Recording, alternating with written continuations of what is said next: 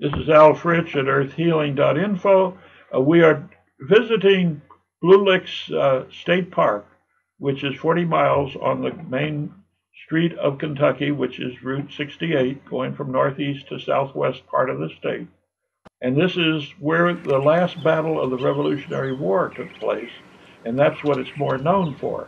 But actually, this site, and which we're on, has far greater importance because of the various things that have occurred here. And we're going to bring these up in the course of viewing the grounds. One thing, it has the Short's goldenrod, which is a federal endangered species, and that's in this area only. And the second is where the ancient animals gathered to take in the springs which had salt. And that means they came from great distances. And so therefore it goes all the way back to mastodons and also includes the bison or the buffalo coming from large sections of the Midwest to come and drink once a year this water that we have. And thirdly, it's on the Buffalo Trace itself, which is where these animals traveled. And it's the historic battlefield itself is the last battle of the Revolutionary War. And we will talk about that a little bit more because there is a memorial and cemetery that's available here for people to see. And the fifth thing is something which has no trace for at all now, but in the 19th century, while the springs were still active, it was used as a spa for people to come and take in the waters, as they would say, for curing themselves of asthma and gout and many other things that were wrong. There is no reference that we can give you now as to where or trace for where those buildings were.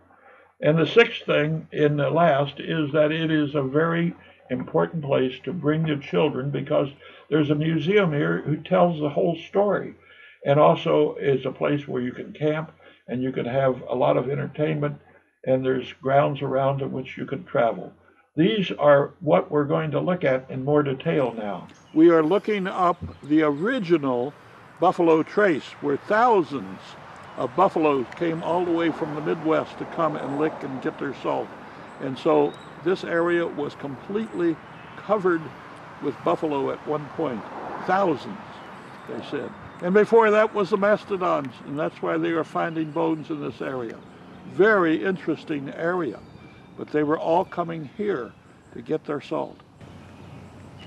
We are also looking at the goldenrod habitat, which is the Short's goldenrod, and it's actually an endangered species, and it's only in this area, not in other parts of the country. So this small area of 146 acres includes a lot of different varieties of interest to those who come.